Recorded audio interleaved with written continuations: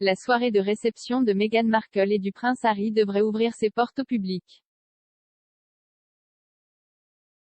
Frogmore House, qui a accueilli 200 invités célébrant l'union du duc et de la duchesse de Sussex dans la soirée du 19 mai 2018, sera ouverte au public l'année prochaine. Le Royal Collection Trust (RTC) a annoncé que la maison et ses jardins environnants seront ouverts aux visiteurs certains jours entre le printemps et août 2022. Le site web de la fiducie a déclaré que les personnes pourraient visiter la retraite de Windsor lors de 3 journées portes ouvertes caritatives au printemps prochain. Les bénéfices seront reversés à des organisations spécialement sélectionnées. Les groupes pré-réservés de 15 personnes ou plus pourront visiter Frogmore House en août de l'année prochaine. Frogmore House, construite au XVIIe siècle, se dresse dans le parc d'accueil du château de Windsor. Il est devenu une résidence royale en 1792, lorsqu'il a été acheté par l'épouse de George III, la reine Charlotte. Il est utilisé par les membres de la famille royale pour les réceptions et les événements clés.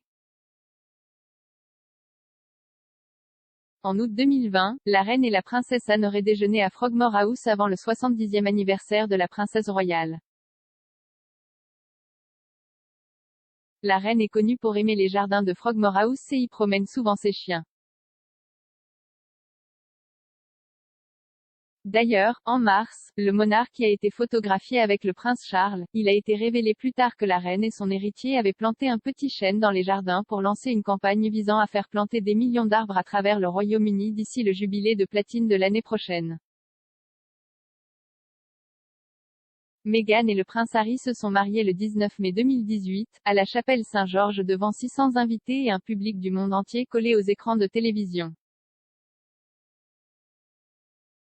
Après une procession en calèche à travers Windsor, ils ont célébré leur union avec leur famille et leurs amis lors d'une réception organisée par la reine au château de Windsor. Après que Meghan se soit changée en une robe dos nue par Stella McCartney et Harry en smoking, la paire s'est envolée pour Frogmore House dans la Jaguar vintage bleu glacial de Charles. La réception du soir n'a réuni que 200 invités triés sur le volet par le duc et la duchesse de Sussex. Parmi les participants figuraient les princesses Eugénie et Béatrice ainsi que George et Amal Clooney. Comme le rapportent les biographes Omid Scobie et Caroline Durand dans leur livre Finding Freedom, l'ami du prince Harry Tom Skippy Inskip et son épouse Laura étaient notablement absents à la réception. La biographie a déclaré, ils ont été invités à la cérémonie de mariage et à la réception du déjeuner, mais n'ont pas été retenus pour la soirée. Lors d'un brunch le lendemain du mariage, Skippy a dit à ses amis, Meghan avait trop changé Harry. Son copain Dayton a dit que le prince était impressionné par les Clooney et Oprah. Nous l'avons perdu, a conclu Skippy. L'événement, organisé par Charles, était considéré comme une affaire beaucoup moins formelle que la réception de l'après-midi. Selon Finding Freedom, James Corden a offert un soulagement comique après les remarques sincères faites par les amis des mariés dans leur discours.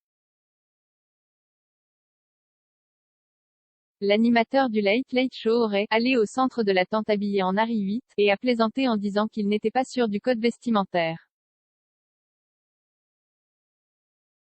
Plus tôt cette année, Monsieur Corden a interviewé le prince Harry lors d'un épisode spécial de son émission CBS.